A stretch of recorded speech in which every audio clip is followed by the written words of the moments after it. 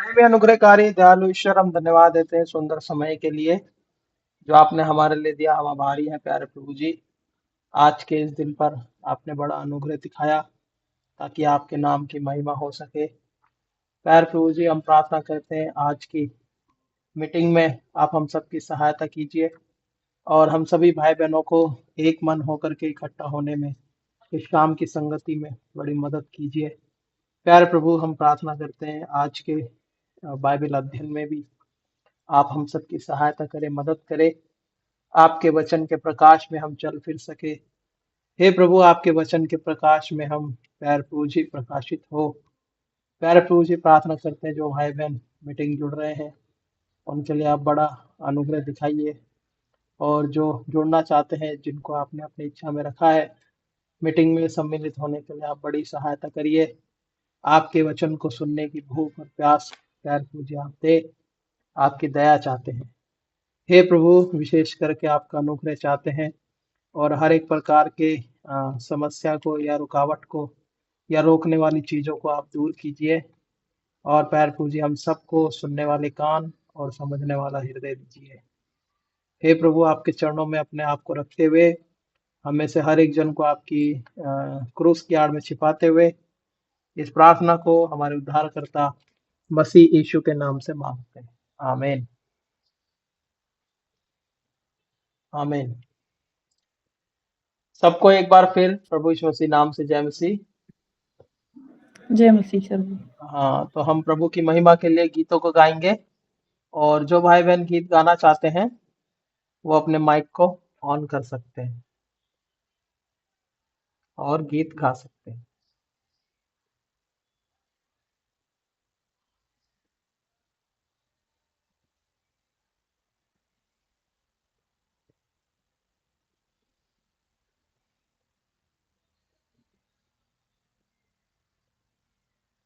जो भाई बहन गीत गाना चाहते हैं, जय मसीह की।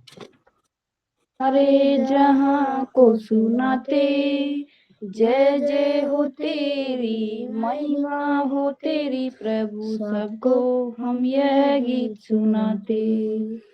सारे जहाँ का सहारा, डूबे हुओं का किनारा, मैया हमारे डोले मौजों में खाए लोरे, ले चल किनारे ले जा बनकर, तू माझी ले जा हम सबको पारी लगा दे।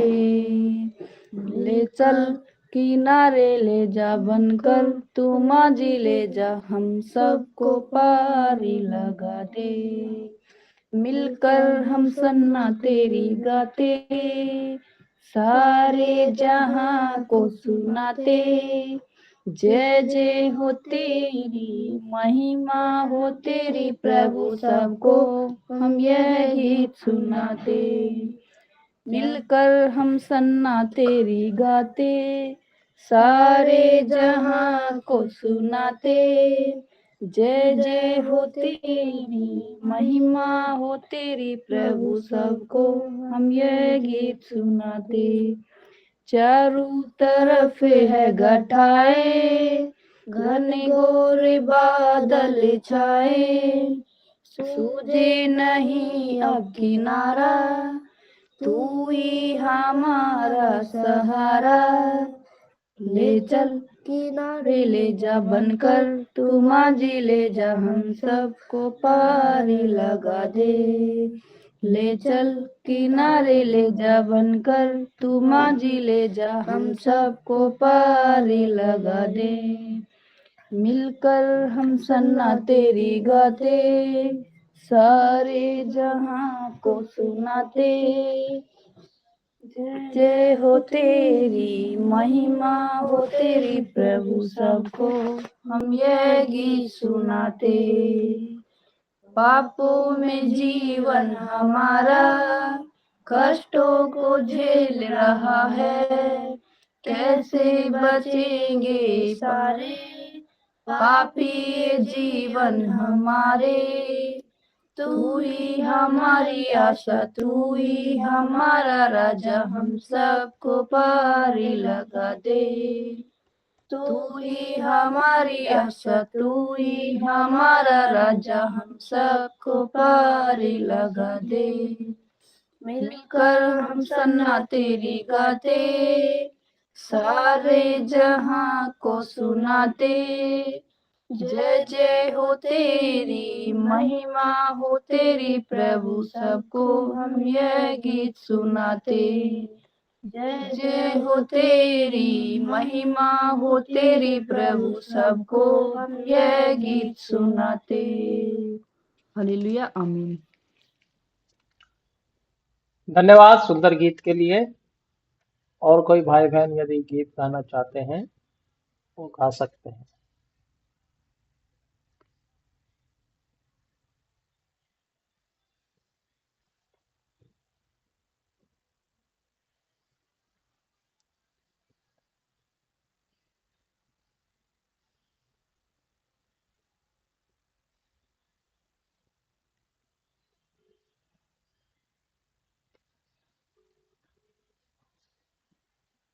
और कोई भाई बहन यदि गीत गाना चाहते हैं वो गा सकते हैं।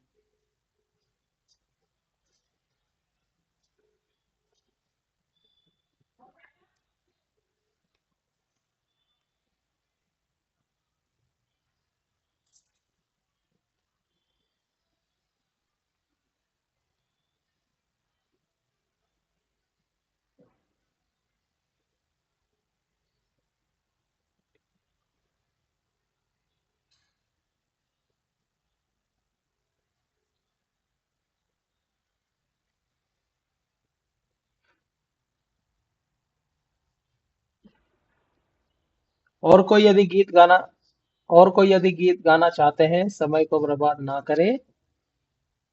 पापी के लिए प्राण अर्पण किया, पापी के लिए प्राण अर्पण किया, कृपा द्वारा उद्धार हमें दिया, कृपा द्वारा उद्धार हमें दिया। कृपा मेरी तेरे लिए काफी है कहाई, कृपा मैं तेरी स्तुति करते, कृपा मेरी तेरे लिए काफी है कहाई, कृपा मैं तेरी स्तुति करते। अनुग्रह सच्चाई जग में है आई, अनुग्रह सच्चाई जग में है आई, अनुग्रह मैं प्रभु यीशु द्वारा ही, अनुग्रह मैं प्रभु यीशु द्वारा ही, अनुग्रह से हमें है संभाला, अनुग्रह ही से हमें है संभाला। कृपा मेरी तेरे लिए काफी है कहाई, कृपा मैं तेरी स्तुति करते, कृपा मेरी तेरे लिए काफी है कहाई, कृपा मैं तेरी स्तुति करते। सारे अनुग्रह का दाता प्रभु, सारे अनुग्रह का है दाता प्रभु, सिद्ध करके हमें बलवंत करता तू, सिद्ध करके हमें बलवंत करता तू, स्थिर करके शैतान से बचाता, स्थिर करके शैतान से बचाता। कृपा मेरे तेरे लिए काफी है कहाई, कृपा मैं तेरी स्तुति करते, कृपा मेरी तेरे लिए काफी है कहाई, कृपा मैं तेरी स्तुति करते। सात्मा बताया सत्य वचन दिया, सात्मयता बता सर्व सत्य दिया, सदा रहेंगे हम प्रभु यीशु के साथ, सदा रहेंगे हम प्रभु यीशु के साथ, सब कुछ है तुम्हारा सिखाता, सब कुछ है तुम्हारा सिखाता। कृपा मेरी तेरे लिए काफी है कहाई, कृपा मैं तेरी स्तुति करते, कृपा मेरी तेरे लिए काफी है कहा, कृपा मैं तेरी स्तुति करे थे। परीक्षा कितनी भी चाहे आए दुख भी, परीक्षा कितनी भी चाहे आए दुख भी, परीक्षा हुई थी प्रभु यीशु की भी, परीक्षा हुई थी प्रभु यीशु की भी, कृपा देकर सहायता है करता, कृपा देकर सहायता है करता, कृपा मेरी तेरे लिए काफी है कहा, कृपा मैं तेरी स्तुति करते, कृपा मेरी तेरे लिए काफी है कहा, कृपा मैं तेरी स्तुति करते।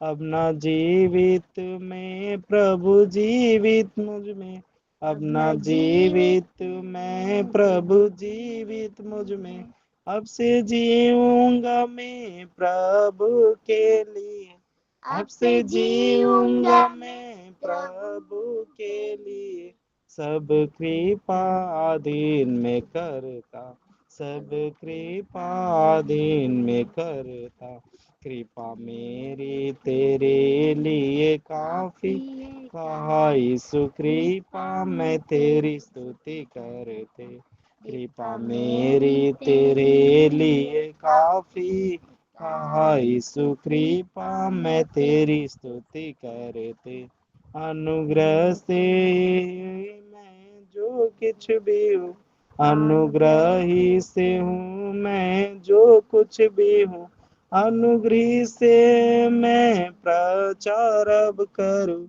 अनुग्रह ही से मैं प्रचार अब करूँ, अनुग्रह सिखाता हालेलुया, अनुग्रह सिखाता हालेलुया, कृपा मेरी तेरे लिए काफी है कहा, कृपा मैं तेरी स्तुति करते, कृपा मेरी तेरे लिए काफी कहा, यीशु कृपा मैं तेरी स्तुति करते।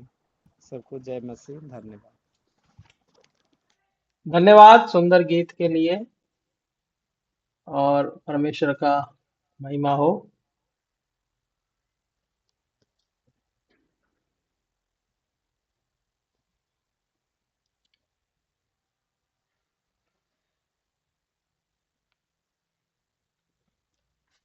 मेरी आवाज सबको आ रहा है? जी भाई, आवाज आ रहा है। ठीक है। सबको प्रभु यीशु मसीह के नाम से जय मसीह की, और परमेश्वर का धन्यवाद करते हैं कि परमेश्वर ने हमें एक और दिन दिया ताकि हम उसके वचन से सीखें, समझें और उसमें बढ़ते चले जाएं। आज के अध्ययन में आज हम 39वें आत्मिक ऊंचाई को देखेंगे, और 39 के बाद 40वीं आत्मिक ऊंचाई जो हमें परमेश्वर में मिलती है।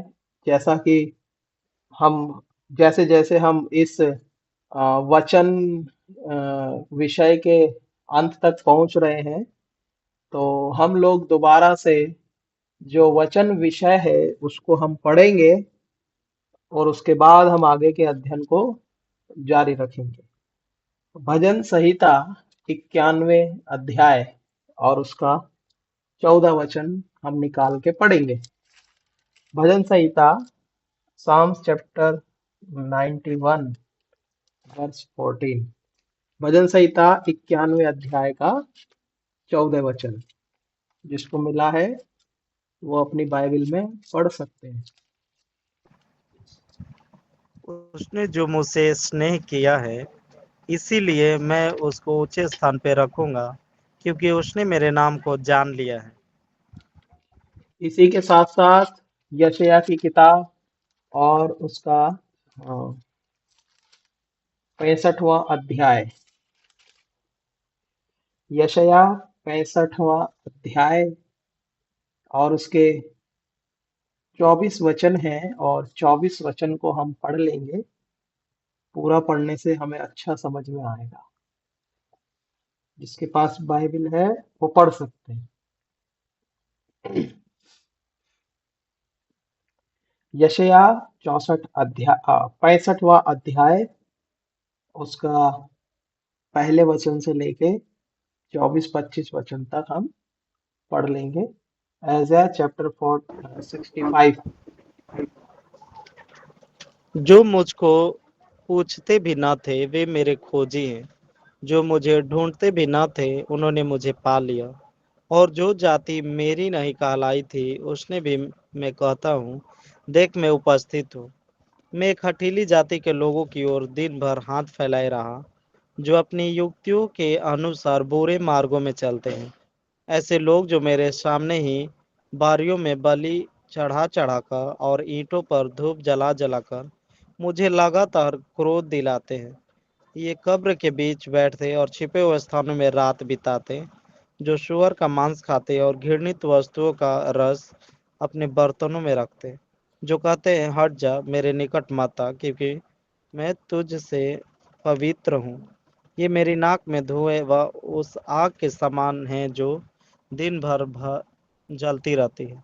देखो यह बात मेरे सामने लिखी हुई है, मैं चुप ना रहूंगा। मैं निश्चय बदला दूंगा, वरन तुम्हारे पुरखाओं के भी अधर्म के कामों का बदला तुम्हारी गोद में भर दूंगा, क्योंकि उन्होंने पहाड़ों पर धूप जलाया और पहाड़ियों पर मेरी निंदा की है। इसीलिए मैं यहोवा कहता हूँ कि उनके पिछले कामों के बदले को मैं इतनी इनकी गोद में तौल कर दूंगा। यहोवा यूं कहता है, जिस भांति दाख के किसी गुच्छे में नया दाख मधु भर आता है, तब लोग कहते हैं उसे नष्ट मत कर, क्योंकि उसमें आशीष है। उसी भांति मैं अपने दासों के निमित्त ऐसा करूंगा कि सबों को नष्ट ना करूंगा। मैं याकूब में से एक वंश और यहूदा में से अपने पर्वतों का एक वारिस उत्पन्न करूंगा। मेरे चुने हुए उसके वारिस होंगे और मेरे दास वहां निवास करेंगे। मेरी प्रजा जो मुझे ढूंढती है, उसकी भेड़ बकरियां तो शोम्रोन में चरेंगी और उसके गाय बैल अकोर नामक तराई में विश्राम करेंगे। परंतु तुम जो यहोवा को त्याग देते और मेरे पवित्र पर्वत को भूल जाते हो, जो भाग्य देवता के लिए मेज पर भोजन की वस्तुएं सजाते और भावी देवी के लिए मसाला मिला हुआ दाख मधु भर देते हो, मैं तुम्हें गिन गिन कर तलवार का कौर बनाऊंगा।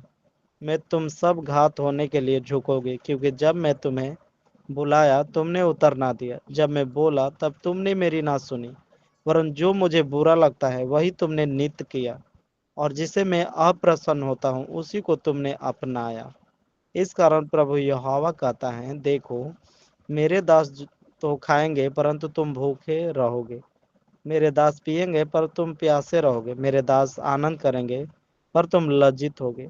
देखो मेरे दास हर्ष के मारे जय जयकार करेंगे, परंतु तुम शोक में चिल्लाओगे और खेद के मारे हाय हाय करोगे। मेरे चुने हुए लोग तुम्हारी उपमा दे देकर श्राप देंगे, और प्रभु यहोवा तुझको नष्ट करेगा, परंतु अपने दासों का दूसरा नाम रखेगा।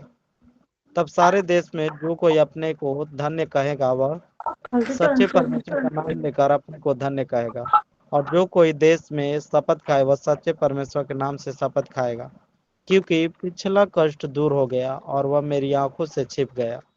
क्योंकि देखो मैं नया आकाश और नई पृथ्वी उत्पन्न करता हूँ, और पहली बातें स्मरण न रहेगी और सोच विचार में भी ना आएंगी। इसीलिए जो मैं उत्पन्न करने पर हूँ उसके कारण तुम हर्षित हो और सदा सर्वदा मगन रहो। क्योंकि देखो मैं यरूशलेम को मगन और उसकी प्रजा को आनंदित बनाऊंगा। मैं आप यरूशलेम के कारण मगन और अपनी प्रजा के हेतु हर्षित होऊंगा। उसमें फिर रोने या चिल्लाने का शब्द सुनाई न पड़ेगा। उसमें फिर ना तो थोड़े दिन का बच्चा और ना ऐसा बूढ़ा जाता रहेगा जिसने अपनी आयु पूरी न की हो, क्योंकि जो लड़कपन में मरने वाला है वह 100 वर्ष का होकर मरेगा, परंतु पापी 100 वर्ष का होकर शापित ठहरेगा।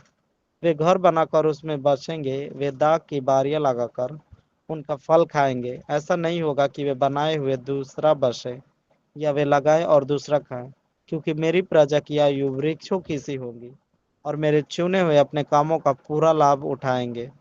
उनका परिश्रम व्यर्थ ना होगा, ना उनके बालक घबराहट के लिए उत्पन्न होंगे, क्योंकि वे यहोवा के धन्य लोगों का वंश ठहरेंगे और उनके बाल बच्चे उनसे अलग ना होंगे।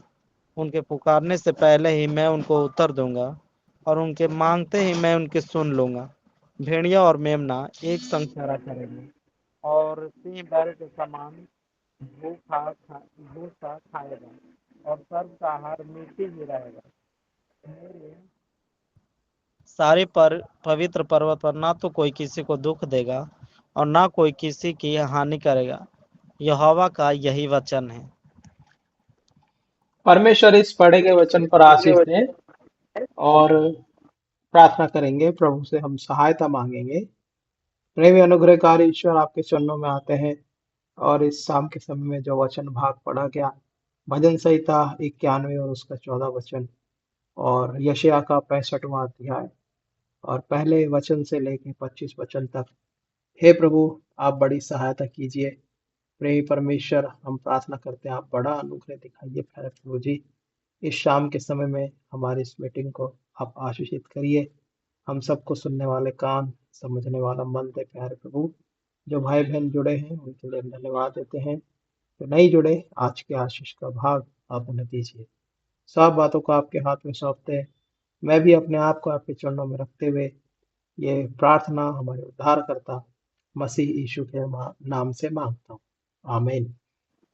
आमीन।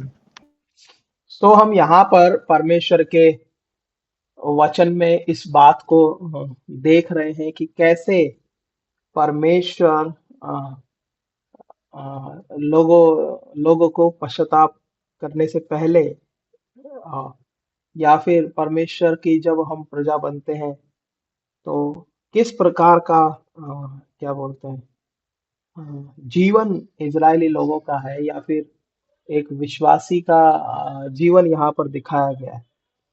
वो परमेश्वर को खोजे जाने के विषय में बात कर रहा है। वो बात कर रहा है परमेश्वर इजराइल को स्वीकार करने की इच्छा रखता है। वो बात कर रहा है कि इजरायली लोग परमेश्वर से बलवा कर रहे हैं, विद्रोह कर रहे हैं, मूर्ति पूजा कर रहे हैं और यहाँ तक लिखा है कि सूअरों का मांस खाते हैं और घृणित वस्तुओं का रस अपने बर्तनों में रखते हैं। बहुत सारी बातें यहाँ हमें इस 65वें अध्याय में देखने को मिलती है। लेकिन सबसे अच्छी और सबसे अ, आशीष की बात परमेश्वर यहाँ सबसे लास्ट में इस बात को बोल रहा है, जो इस पूरे अध्याय का मुख्य वचन जो है वो 24 वचन है। उसको एक बार फिर पढ़ेंगे। यशायाह 65 अध्याय 24 वचन।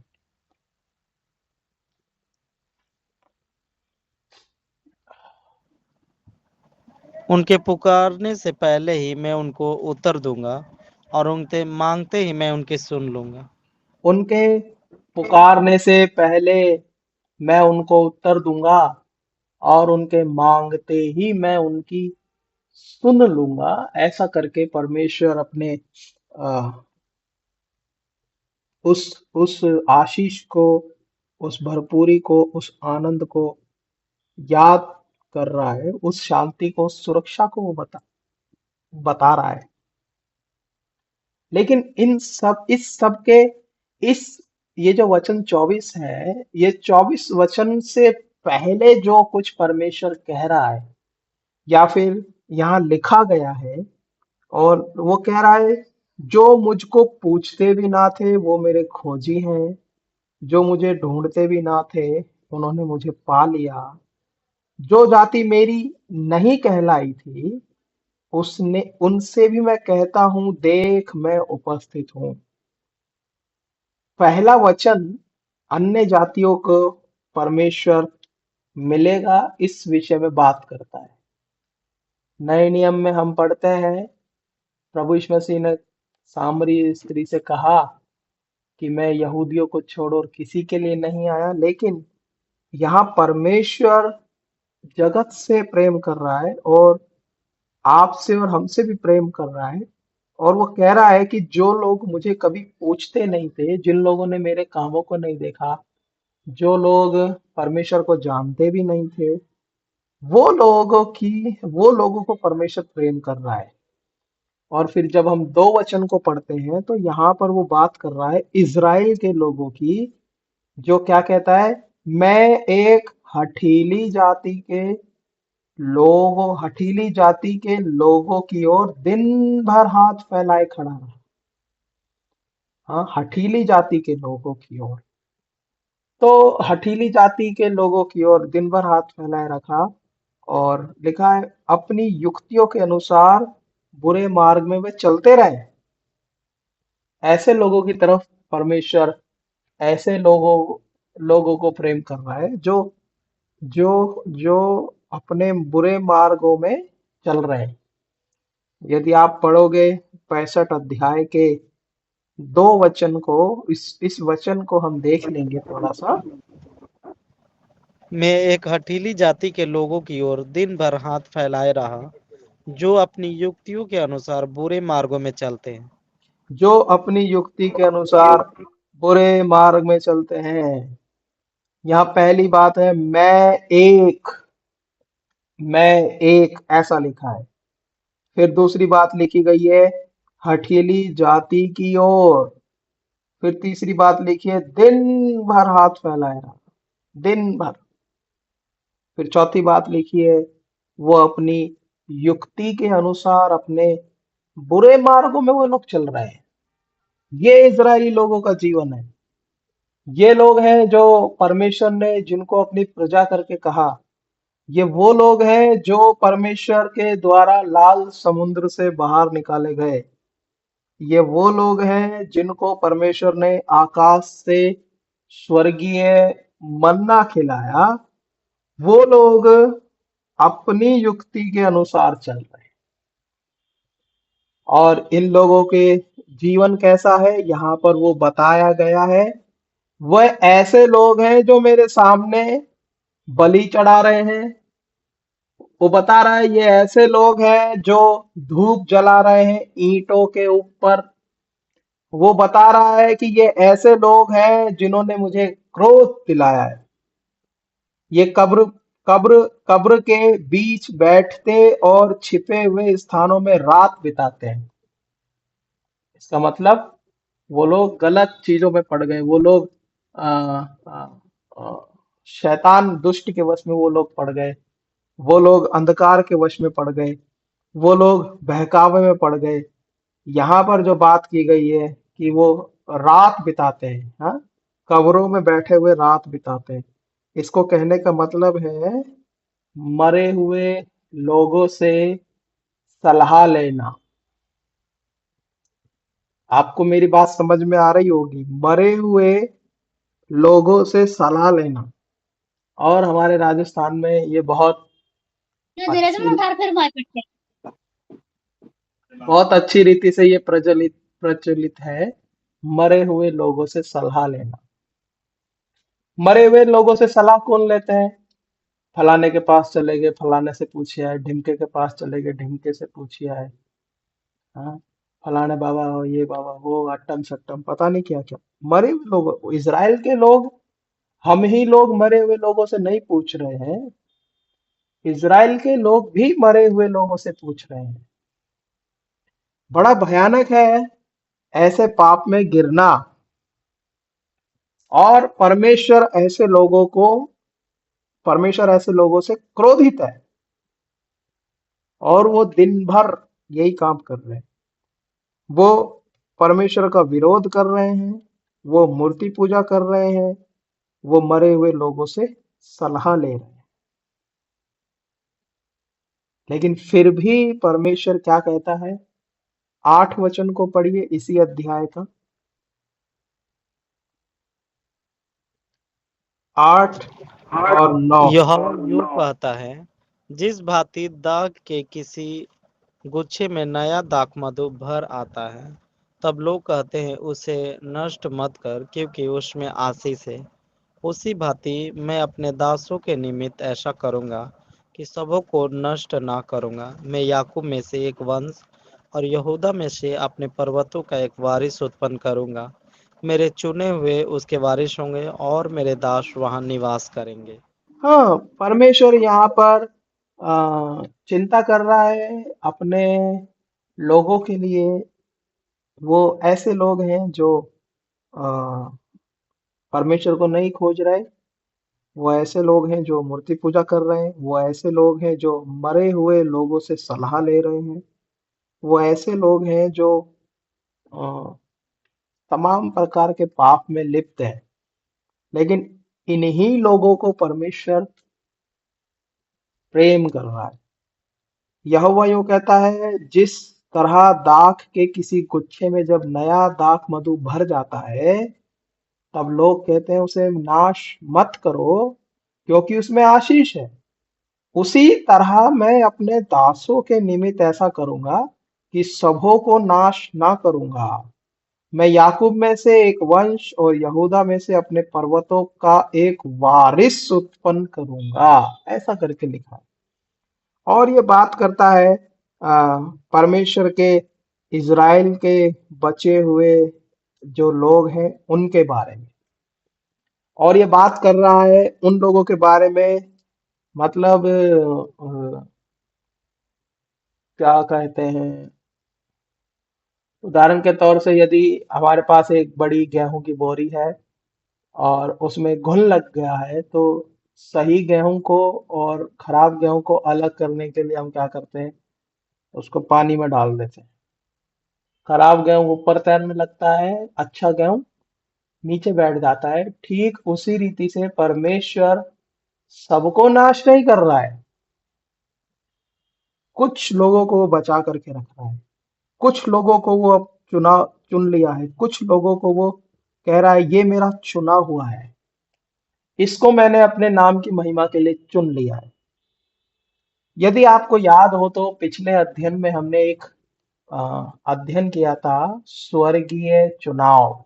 यदि आपको याद हो तो उस उस उस उस उस अध्ययन का जो विषय था वो था यूहन्ना 15 अध्याय 16 वचन। उसको पढ़िए। यूहन्ना 15वां अध्याय 16वां वचन। उसको पढ़िए एक बार। ये हमारा उस समय का वचन विशेष था जिस पर हमने चर्चा की थी, जिस पर हमने अध्ययन किया था काफी लंबे समय तक। यूहन्ना 15 अध्याय 16 वचन, उसको पढ़ लीजिए। वो क्या कह रहा है तुमने चुनाव का। मुझे नहीं चुना तुमने हम्म, मुझे नहीं चुना, परंतु मैंने तुम्हें चुना है और तुम्हें नियुक्त किया कि तुम जाकर फल लाओ और तुम्हारा फल बना रहे, कि तुम मेरे नाम से जो कुछ पिता से मांगो वह तुम्हें दे।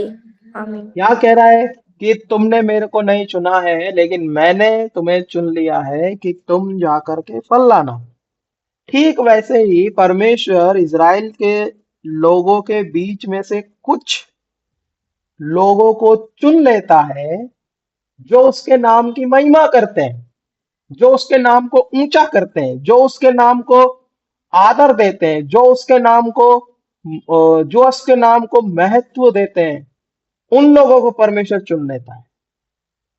अब सवाल ये आता है कि परमेश्वर ने क्या जैसे इजरायली लोगों को चुना, क्या वैसे मैं भी चुना गया हूं?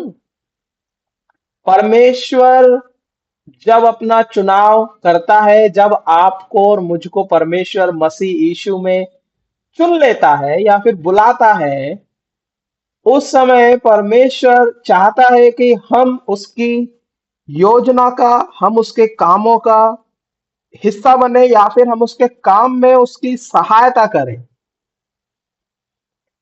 और यहां पर परमेश्वर अपने काम को पूरा करने के लिए वो कह रहा है कि मैं चुनूंगा, मेरे चुने हुए उसके वारिस होंगे, मेरे दास वहां निवास करेंगे। ऐसा लिखा है। फिर दोबारा से परमेश्वर वो बोल रहा है, क्या बोल रहा है? 13 वचन में बड़ी अद्भुत बात बोलता है। यशया 65 अध्याय 13वां वचन, उसको पढ़िए जरा एक बार। यशया का 65वां अध्याय 13वां वचन। इस कारण प्रभु यहोवा यूं कहता है, मेरे देखो मेरे दास तो खाएंगे परंतु तुम भूखे रहोगे, मेरे दास पिएंगे पर तुम प्यासे रहोगे, मेरे दास आनंद करेंगे पर तुम लज्जित होगे। यहाँ लिखा है मेरे दास तो खाएंगे लेकिन तुम भूखे रहोगे, मेरे दास पिएंगे तुम प्यासे रहोगे, मेरे दास आनंद करेंगे तुम लज्जित होगे। देखो मेरे दास हर्ष के मारे जय जयकार करेंगे परंतु तुम शोक के मारे चिल्लाओगे और खेद के मारे हाय हाय करोगे। मेरे चुने हुए लोग तुम्हारी उपमा देंगे, देकर कहेंगे, देकर शाप देंगे, हाँ यहोवा तुझको नाश करे। ऐसा करके परमेश्वर इज़राइल के लोगों को एक अच्छी बात उनको, जो उसने उनके मन में, परमेश्वर ने अपने मन में ठानी, वो बात को परमेश्वर यहाँ प्रकट कर रहा है। और वो कह रहा है कि यदि तुम मेरे साथ हो तो तुम खाओगे, यदि तुम मेरे साथ हो तो तुम पियोगे, यदि मेरे साथ तुम रहोगे तो तुम आनंद करोगे। बाइबल में आ, लिखा है यदि तुम मुझ में बने रहो, बने रहो, बने रहो, बने रहो। एक जगह लिखा है, हाँ यूहन्ना रचित सुसमाचार और उसका शायद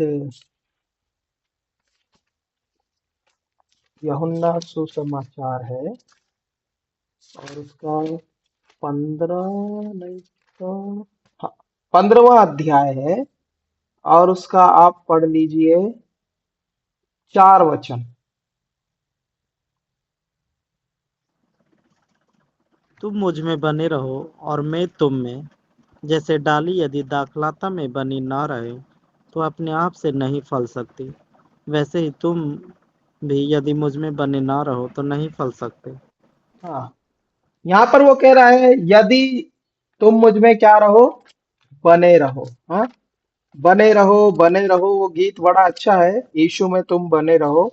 लेकिन यहाँ पर परमेश्वर का वचन कह रहा है, पहली बार 4 वचन में कहता है बने रहो, फिर 4 वचन में लास्ट लाइन में कहता है यदि तुम मुझ में बने ना रहो तो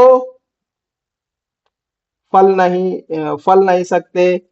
फिर 5 वचन में कहता है जो मुझ में बना रहता है।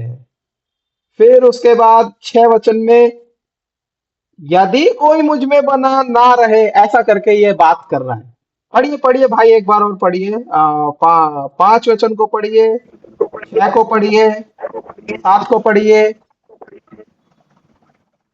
मैं दाखलता हूँ, तुम डालिया हो, जो मुझ में बना रहता है और मैं उसमें, वो बहुत फल फलता है, क्योंकि मुझसे अलग होकर तुम कुछ भी नहीं कर सकते। यदि जो कोई मुझ हाँ में बना ना हो एक तो एक वह करके, डाली जो मुझ में बना रहता है, क्या हम उसमें बने हुए हैं या हम उसमें साटे गए या हम उसके साथ मिलके कदम से कदम मिला करके चल रहे। 6 वचन पढ़िए भाई, पहली लाइन। यदि कोई मुझ में बना ना रहे यदि तो वह कोई डाली मुझ में बना नहीं रहेगा वो सूख जाता है, वो फल नहीं लाएगा। 7 वचन पढ़िए। यदि तुम मुझ में बने रहो और मेरा वचन तुम में रहे हम्म, तो जो चाहो मांगो वह तुम्हारे लिए हो जाएगा। यदि तुम मुझ में, क्या लिखा है, बने रहो। फिर उसके बाद बता रहा है कैसे हम उसमें बने रह सकते हैं। 9 वचन में पढ़िए। जैसा पिता ने मुझसे प्रेम रखा वैसा ही मैंने तुमसे प्रेम रखा, मेरे प्रेम में बने रहो। वो कह रहा है प्रेम में बने रहना है। और 10 वचन पढ़िए भाई। यदि तुम मेरी आज्ञाओं को मानोगे तो मेरे प्रेम में बने रहोगे, फिर दोबारा कह रहा है जैसा कि मेरे, हाँ मेरे प्रेम में बने रहोगे।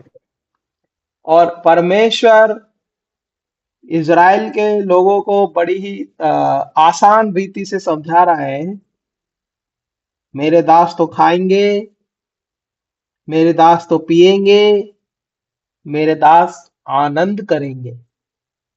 तो क्या हम उसकी दास दासियों में तो नहीं, लेकिन क्या हम उसके क्या बोलते हैं, एक क्या बोलते हैं, सर्वेंट, नौकर के जैसा है क्या?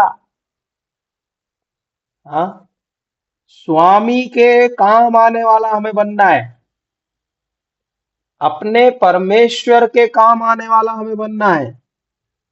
और यहां पर वो कह रहा है वो तो खाएंगे, वो पिएंगे, वो आनंद करेंगे, लेकिन वो फिर क्या कहता है, तो सारे देश में जो कोई अपने को धन्य कहेगा, सच्चे परमेश्वर का नाम लेकर अपने आप को धन्य कहा करे। क्या हम परमेश्वर को नाम लेते हैं, या जब उस पर विश्वास किए हैं, जब हमने प्रभु यीशु मसीह को अपने जीवन में मुक्तिदाता करके ग्रहण किया है, क्या हमारे मन में कभी ये ख्याल है, हाँ मैं सबसे धन्य व्यक्ति हूँ? बाइबल बताती है धन्य है वे जो मेरे नाम के कारण सताए जाते हैं, धन्य है वे जो जिनको लोग अदालतों में सौंपते हैं, धन्य है वे जिन पर लोग बुड़बुड़ाते हैं, धन्य है वे जो मेरे नाम से निकाल दिए गए हैं, वो लोग धन्य हैं। और यहाँ पर क्या हम अपने आप को धन्य कह सकते हैं? पढ़िए मत्ती रचित सुसमाचार में प्रभु यीशु मसीह ने कहा, एक व्यक्ति कैसे अपने आप को धन्य कह सकता है? बड़ी आसान शब्दों में प्रभु यीशु मसीह ने लोगों को समझाया। मत्ती रचित सुसमाचार और उसका आ, 3 वचन, 4, 5, 10 तक पढ़ दीजिए।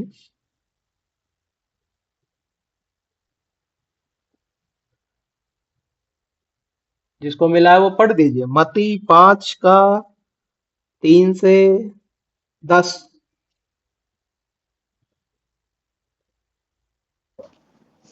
धन्य है वे जो मन के दीन हैं, क्योंकि स्वर्ग का राज उन्हीं का है।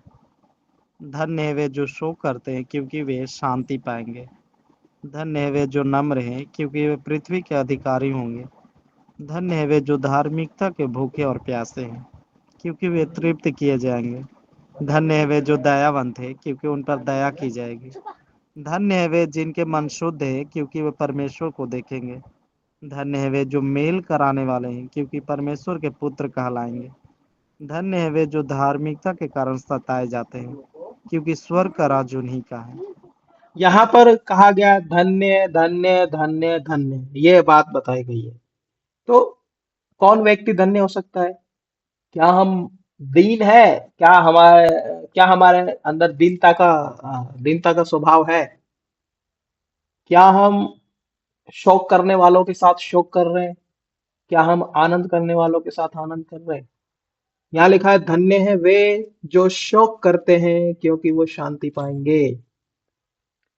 हाँ, हमारा पड़ोसी बहुत दुखी है, अच्छा हुआ उसको बहुत दुख आया है, इसलिए हम आज बहुत खुश हैं, ऐसा नहीं। वो वाला शोक नहीं।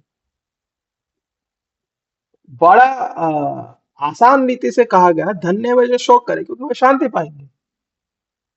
जब हमारे पास ही परमेश्वर की सच्ची शांति नहीं है, तो दूसरे को क्या सच्ची शांति देते? 5 वचन में धन्य है वे जो नम्र है। हम में से कितने लोग हैं जो अपने आप को नम्र बना लेते हैं? कोई कितना ही कुछ बोलता रहे, गाली दे के चले जाए, या फिर धमका के चले जाए, या फिर कुछ भी,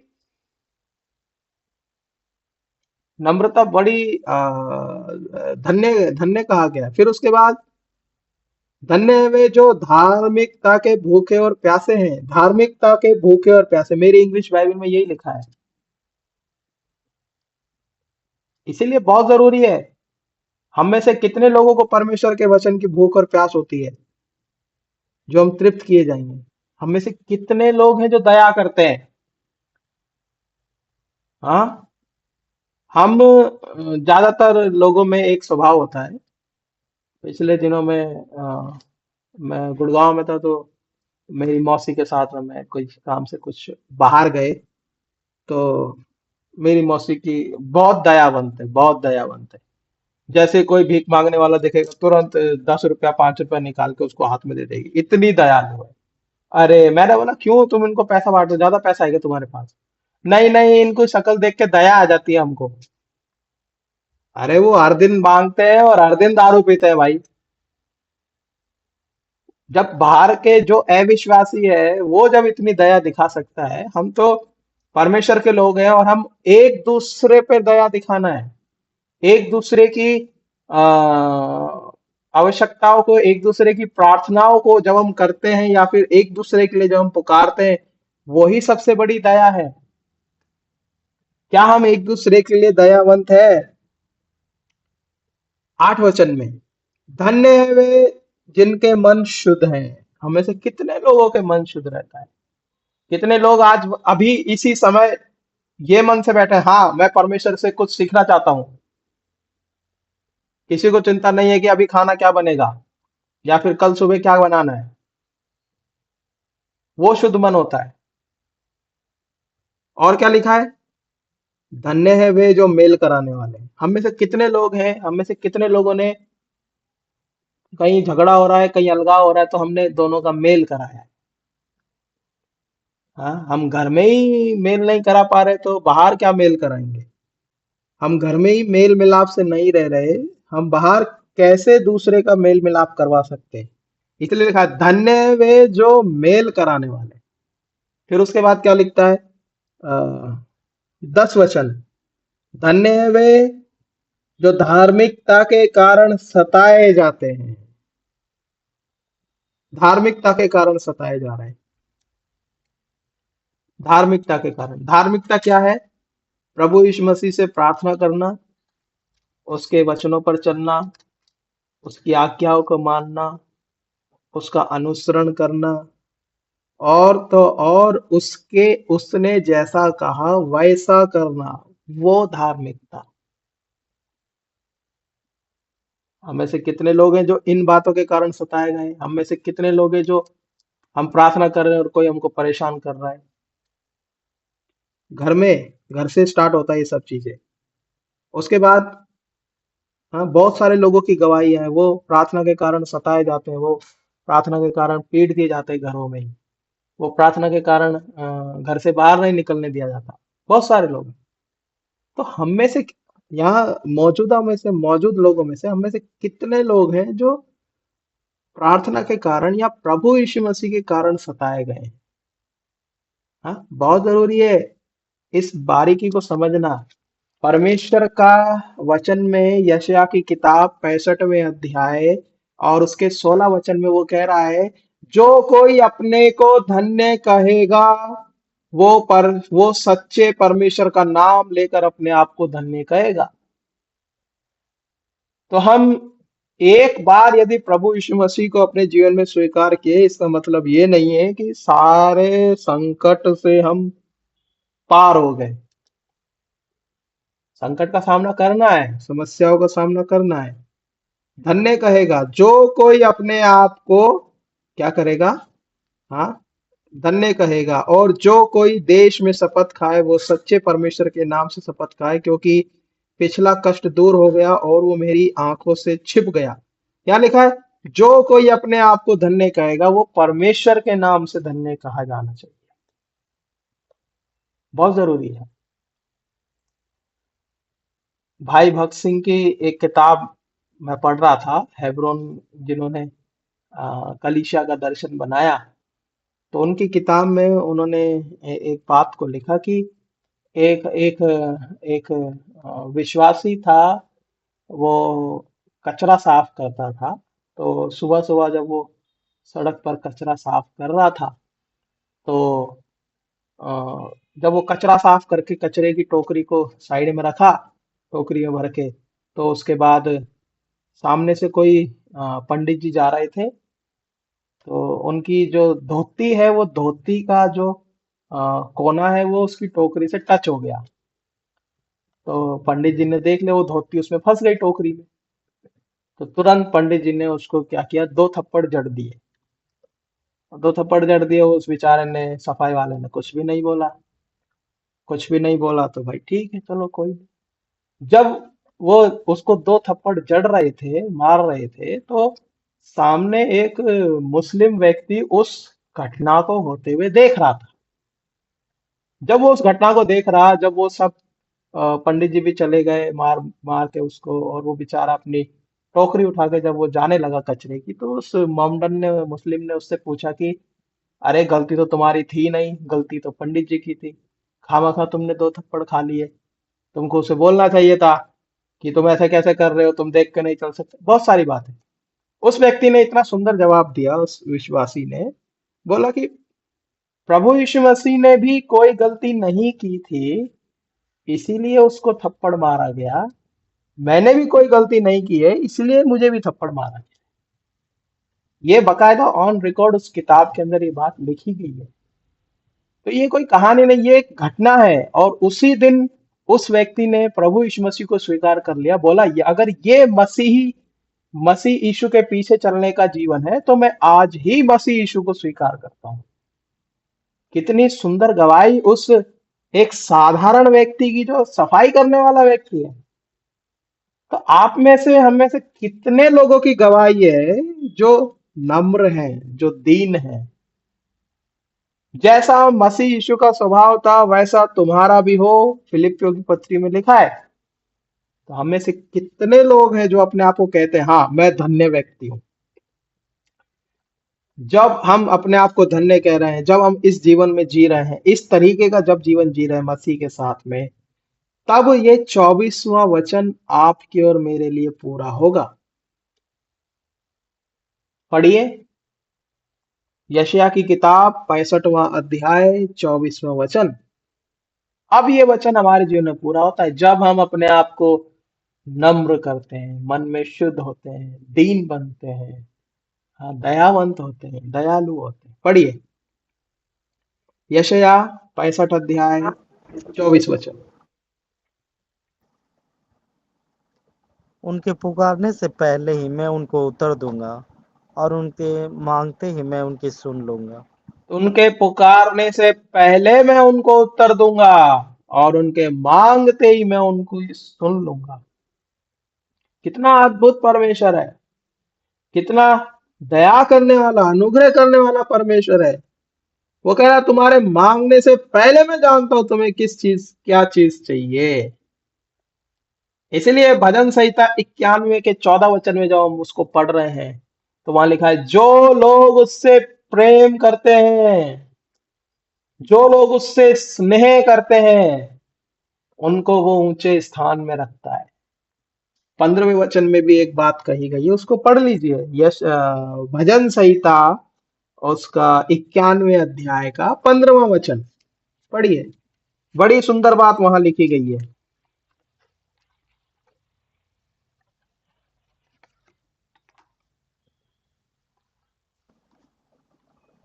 जब वह मुझको पुकारे तब मैं उनकी सुनूंगा। संकट में मैं उनके संग रहूंगा। मैं उनको बचा कर उसकी महिमा बढ़ाऊंगा। वो मुझे पुकारे तब मैं उसकी सुन लूंगा। कौन लोगों की सुनेगा? जो उससे स्नेह करते हैं, जो उससे प्रेम करते हैं, जो उसकी आज्ञाओं को मानते हैं, जो उसके पीछे चलते हैं। इजरायली लोगों को परमेश्वर ऐसे ही आशीष नहीं दे रहा है, उनके आगे एक शर्त रखी है। एक शर्त क्या रखी है? यदि तुम अपने आप को धन्य कहते हो, धन्य कहने का मतलब क्या है? धन्य कहने का मतलब है मन में दीन होना, मन में शुद्ध होना, दयावंत होना, दयालु होना, प्रेम करने वाला जीवन होना, वही दीनता है, वही धन्य होने का स्वभाव है। ये नहीं है कि भैया ये बहुत पैसा, ये बहुत भाग्यशाली व्यक्ति है भाई, हाँ ये तो जन्म से ही धन्य व्यक्ति है। जन्म से कोई धन्य नहीं होता, स्वभाव से धन्य होता है। और भाई बताते हैं जैसा मसीह यीशु का स्वभाव था वैसा ही तुम्हारा भी हो।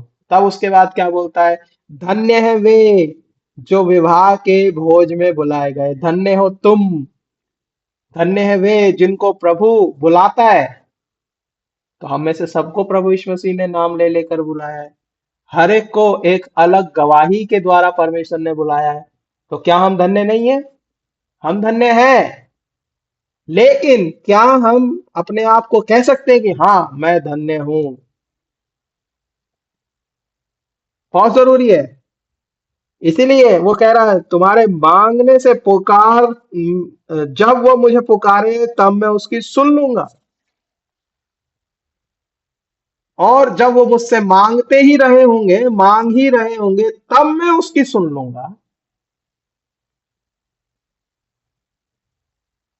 बहुत जरूरी है। तब जाके ये वचन हमारे जीवन में पूरा होता है, जब हम अपने आप को कहते हैं कि हाँ, प्रभु यीशु मसीह में विश्वास करने के बाद मैं धन्य हूं।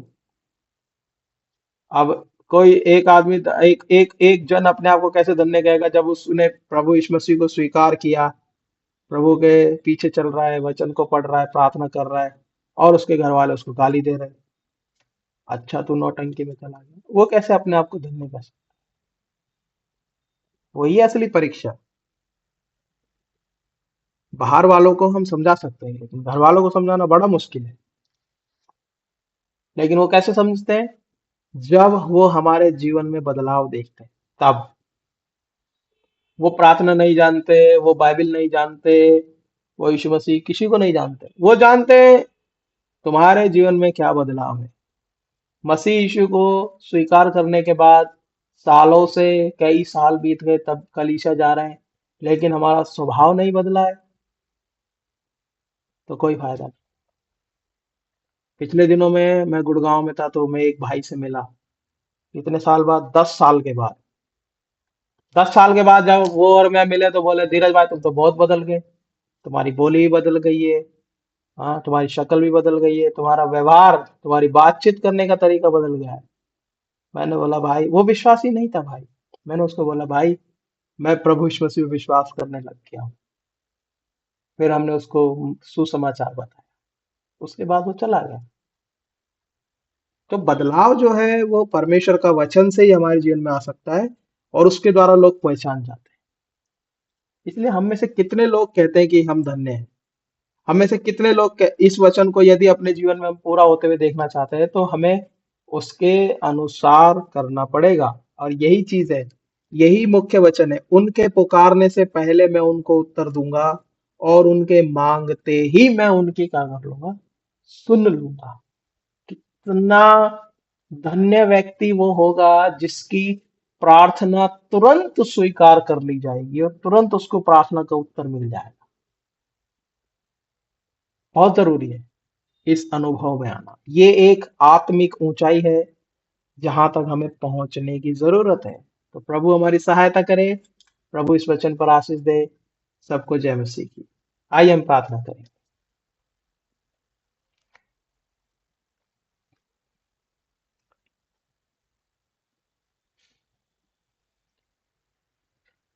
श्रीकांत भाई प्रार्थना कीजिए।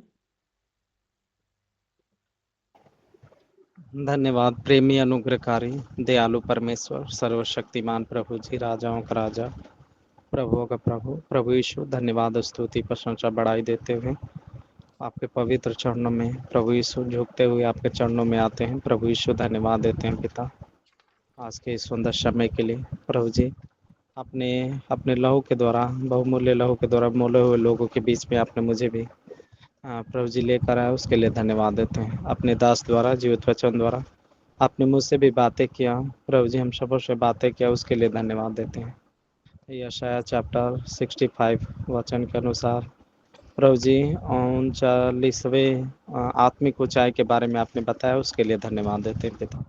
ये वचन का बीज जो हमारे हृदय में बोया गया, 30 गुना, 60 गुना, 100 गुना प्रतिफल होने में आप अनुग्रह करें। प्रभु यीशु धन्यवाद देते हैं। इसी के अनुसार प्रभु जी आपने बहुत सारे बातों को बताया प्रभु जी कि हम कैसे जाति थे, फिर भी अपने हाथे बाहों को फैलाए रहा। प्रभु जी उसके लिए धन्यवाद देते हैं पिता। सच में प्रेम इसमें नहीं कि हमने आपसे प्रेम किया, परंतु इसमें है कि आपने हम सबों से प्रेम किया, मुझसे प्रेम किया। प्रभु यीशु धन्यवाद देते हैं। प्रभु जी इसी रीति से दीनता और नम्रता क्या है, प्रभु जी आपने इसके विषय में भी बताया, धन्यवाद देते हैं। और इसी के अनुसार प्रभु जी आपने ये बताया कि तुम मुझ में बने रहो और मैं तुम में, तो जो चाहो मांगो वो तुम्हारे लिए हो जाएगा। प्रभु जी इसी के अनुसार मैं तुम्हारे पुकारने से पहले ही उत्तर दूंगा, और तुम्हारे मांगते ही मैं तुम्हें सुन लूँगा। प्रभु जी धन्यवाद देते हैं इन सारे वचन के लिए। प्रभु महान परमेश्वर है। प्रभु जी सच में आप परमेश्वर का पुत्र होने के बावजूद भी आपने दीन और नम्र बनकर मानव का रूप धारण किया, मनुष्य के समानता में हुआ, और यहाँ तक आज्ञाकारी रहा कि क्रूस की मृत्यु को भी सहा। प्रभु यीशु धन्यवाद देते हैं इस प्रेम के लिए। आपने सच्चा आदर्श बनकर नमूना बनकर इस पृथ्वी पे प्रभु जी आपने देखा है। प्रभु जी आपका वचन है फिलिपियों 2:5, जैसा मसीह यीशु का स्वभाव था वैसा ही तुम्हारा स्वभाव है। प्रभु जी आपका स्वभाव, आपका गुण दिन ब दिन हमारे अंदर होने के लिए प्रभु यीशु आप अनुग्रह करें। आप ही सहायता दीजिए। क्रूस का प्रेम, दीनता, शांति, आनंद प्रभु जी हमारे हृदय में दे। धन्यवाद देते हैं। इसी के अनुसार प्रभु यीशु प्रार्थना और विनती करते हैं। प्रभु जी जितना लोग जुड़े हैं भाई बहन, उनके हृदय में आप कार्य करें, उनके आत्मिक जीवन में उन्नति दे, आत्मिक ऊंचाइयों को छूने के लिए आप अनुग्रह करें। प्रभु यीशु धन्यवाद देते हैं। प्रभु जी आपका वचन में है कि जो मेरा आना निकट होगा त्यों त्यों तुम और भी आत्मिक संगति करो। प्रभु जी प्रेरितों 2:42 वचन के अनुसार प्रभु जी एक दूसरे को समझाना, चितारने के लिए बहुत ही तत्पर रहो। इस विषय के लिए धन्यवाद देते हैं पिता। प्रभु यीशु आप महान परमेश्वर हैं। प्रभु जी आप चाहते हैं पिता परमेश्वर प्रभु जी फिलोशिप करना, संगति करना, क्योंकि प्रभु जी सच में आप प्रभु जी आदम और हवा के चाचू उस आदम के बगीचे में आप संगति करने के लिए आते थे। प्रभु जी आप महान परमेश्वर हैं। प्रभु जी इसी रीति से हम विश्वास करते हैं कि आप हमारे बीच में उपस्थित हैं। धन्यवाद देते हैं। प्रभु जी प्रार्थना और विनती करते हैं पिता परमेश्वर प्रभु यीशु आप अनुग्रह करें। प्रभु जी यदि आपका आगमन देर है प्रभु जी तो उस विषय में आप शुद्धि लें। हम सबको आप में आनंदित होने के लिए फिर से आप सहायता करें। प्रभु जी प्रार्थना और विनती करते हैं धीरज भैया के लिए, उनके कलेशा को बढ़ोतरी करें, भैया को आत्मा से भरकर अगुवाई करें, आने वाले सेवा के लिए आप इस्तेमाल करें। प्रभु यीशु आप अनुग्रह करें। धन्यवाद देते हैं। प्रार्थना और विनती करते हैं इसी के अनुसार जो बहुत सारे युद्ध हो रहे हैं प्रभु जी उस विषय में आप शुद्धि लीजिए। यदि आपका इच्छा है तो प्रभु जी उसको रोकने के लिए आप सहायता करें प्रभु जी। और जो एंटी करप्शन लागू होने वाला है उन सारे विषय में आप शुद्धि लीजिए प्रभु जी, आप अनुग्रह कीजिए। आपका वचन में है कि राजाओं का मन परमेश्वर के हाथ में नालियों के समान होता है, वो जिधर चाहे मोड़ सकते हैं। प्रभु यीशु आप अनुग्रह करें, आप ही सहायता करें। जो मसीह में सताए जाते हैं आप उनकी शुद्धि लें, जो लोग सताते हैं प्रभु यीशु आप उनके हृदय में ज्योति को चमकाइए। प्रभु यीशु धन्यवाद देते हैं प्रभु जी कि आपने मेरी प्रार्थना और विनती को सुना। प्रभु जी मुझे भी बुद्धि और वेग से भरा मन दे प्रभु जी, आत्मिक उन्नति दे शरीर में आत्मा में प्रभु जी हर एक कमी घटी को पूरा करें। धन्यवाद देते हैं प्रभु जी, धन्यवाद देते हैं पिता। प्रभु जी मेरे पूरा परिवार घराने को भी आप उद्धार दें, उसके लिए धन्यवाद देते हैं। परिवार में शांति आनंद है, धन्यवाद देते हैं। प्रभु यीशु धन्यवाद देते हैं कि आपने मेरी प्रार्थना और विनती को अपने स्वर्गीय राज्य में सुना। सारी आदमान बढ़ाई आपको देते हुए छोटी विनती प्रार्थना मेरा उद्धार करता स्वर्ग में विराजमान प्रभु यीशु मसीह के नाम में मांगता हूँ पिताजी, आमीन। आमीन।